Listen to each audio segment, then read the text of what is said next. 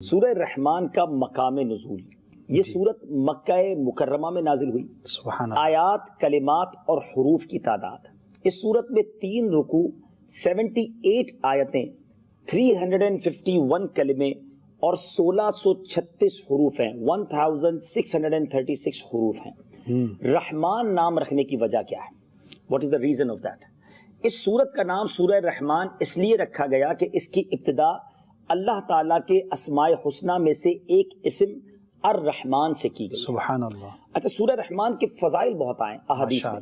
مولا علی کرم اللہ تعالی وجہ الکریم سے روایت ہے کہ نبی پاک علیہ الصلوۃ والسلام نے فرمایا ہر چیز کی ایک زینت ہے، سبحان اللہ۔ اور قرآن کی زینت سورہ رحمان، سبحان اللہ۔ ڈیکوریشن آف قرآن۔ سبحان اللہ۔ مفتی احمد یار خان نعیمی رحمۃ اللہ تعالی علیہ فرماتے ہیں چند وجہ سے سورہ رحمان کو قرآن کی دلہن، برائڈ آف قرآن یا زینت فرمایا گیا۔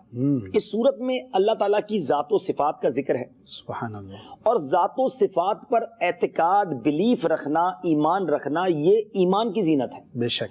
اس صورت میں جنت کی حوروں، اس کے حسن و جمال اور ان کے زیورات کا ذکر ہے، اور یہ چیزیں جنت کی زینت ہیں، بے شک۔ اس لیے بھی اس کو قرآن کی زینت کہا گیا۔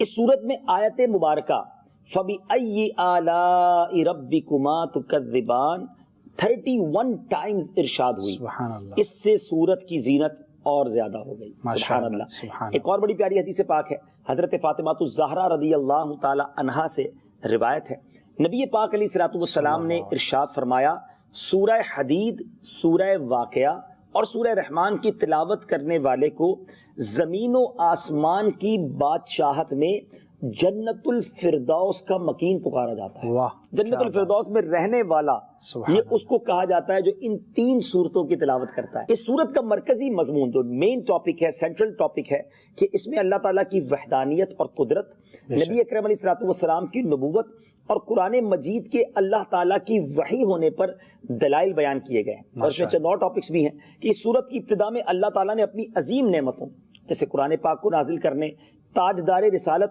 صلی اللہ تعالی علیہ وسلم کو اس کی تعلیم دینے، آپ علیہ الصلوۃ والسلام کو دنیا اور آخرت کی تمام چیزوں کی تعلیم دینے کا ذکر فرمایا۔ ماشاءاللہ۔ پھر اس صورت میں سورج، چاند، زمین پر اگی ہوئی بیلوں، درختوں، آسمانوں، زمینوں، باغات، پھلوں، کھیتوں اور فصلوں کا ذکر فرمایا، یعنی اللہ تعالیٰ نے اپنی نعمتیں گنوائی۔ پھر ایک اور بڑا انٹرسٹنگ ٹاپک ہے کہ حضرت آدم علیہ الصلوۃ والسلام اور ابلیس کی پیدائش، میٹھے اور کھارے سمندروں اور ان سے موتیوں کے نکلنے کو بیان فرمایا۔ اور اس صورت کے آخر میں قیامت، جنت کی نعمتوں اور جہنم کی سختیوں اور ہولناکیوں وغیرہ کا ذکر بھی موجود ہے۔